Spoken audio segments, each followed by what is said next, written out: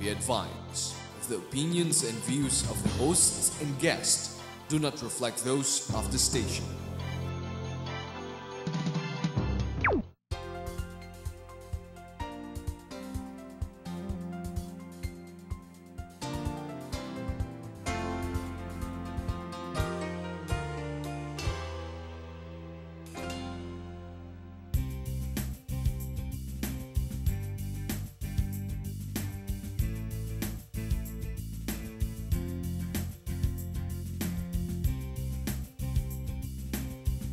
And welcome to Philippines Uncut. I'm Buddy Cunanan, your host. Now on this show, we talk about a lot of controversial topics, and tonight is no different. Now, a few weeks ago, or around about 2 weeks ago, a video with a man named Colonel Mariano, a video on DVD was distributed in several military camps and even went viral on the internet. Now, in this video, Colonel Mariano talked about the ills of society, societal ills, and the worsening socio-economic situation in the country. And he seemed to call for, even surprisingly, the replacement of the government. Now, since the release of the video, there's been a lot of information going around and disinformation. And today on the show, we're going to try to get to the truth behind this video. Who is Colonel Mariano? Is he for real? Is he even a colonel? Now, did he mean what he said? What were his objectives, etc., etc.? But before we talk about that, and before I introduce to you our very esteemed guests for this evening to talk about the truth and unravel this controversy, let's watch the video first of Colonel Mariano to see what the brouhaha is all about. So watch this video. We soldiers are humans too.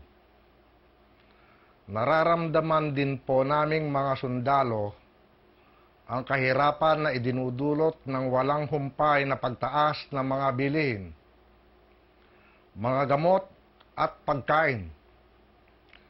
Nakikita din po namin na ang ating pamahalaan ay walang kakayanang gumawa ng mga hakbang upang iiwas tayo sa kagutuman at kamatayan. Wala pong pinagkaiba ang nararamdaman naming mga sundalo sa nakikita at nararamdaman ng ating mamamayan. Ngunit may katungkulan po kami na hindi namin nakakaligtaan, ang katungkulan na ipagtanggol ang mamamayang Pilipino. At kung ang kasalukuyang pamahalaan ay walang intensyon o kaya walang naisasagawa upang isalba ang buhay ng mga nakararami, it is the duty, it is the right of every Filipino, including soldiers, to replace the government. I repeat, replace the government. Huwag na tayong magpapaloko sa mga nangangakong sinungaling. Huwag na po tayong paggamit para labanan ang kapwa nating Pilipino sa Mindanao.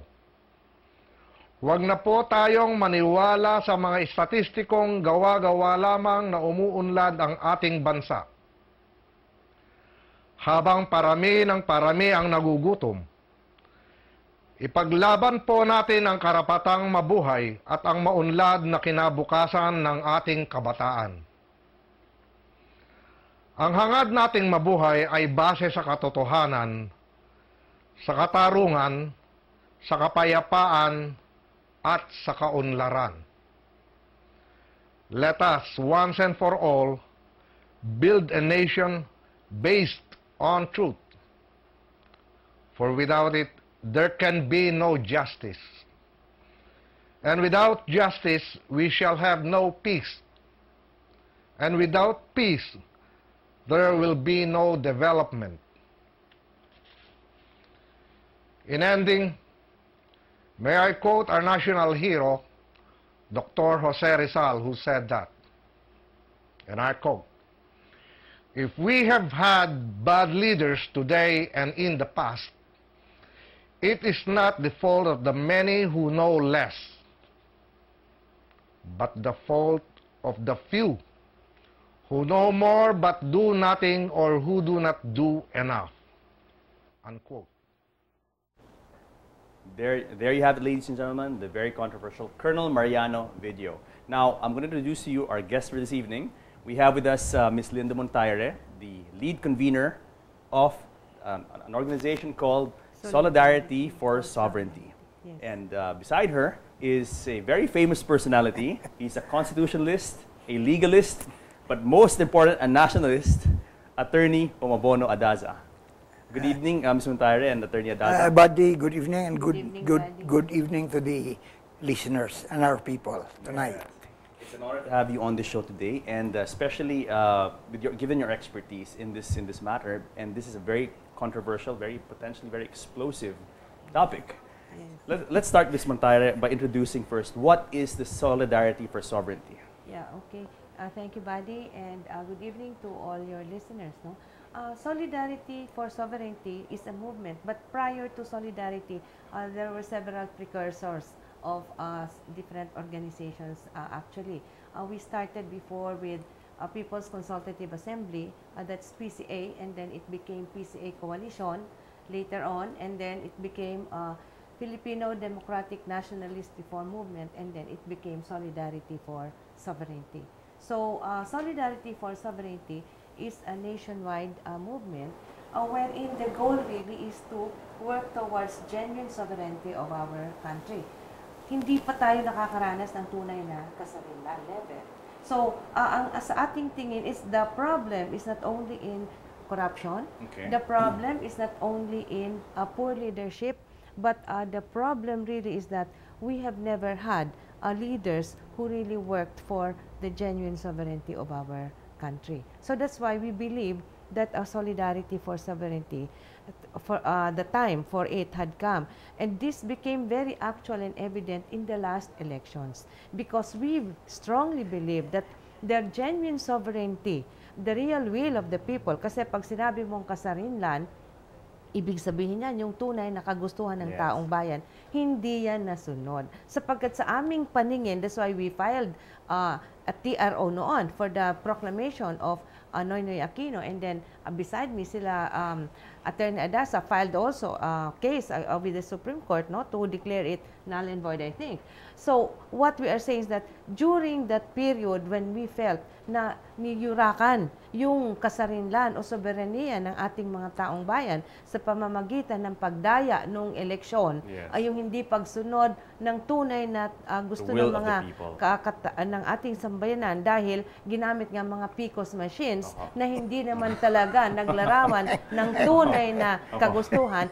That's where we had the first founding Congress in Club Filipino on June 3 of 2010. Now, that's how it started. Your organization, it's a social watchdog. It's what is your? I mean, what do you hope to achieve?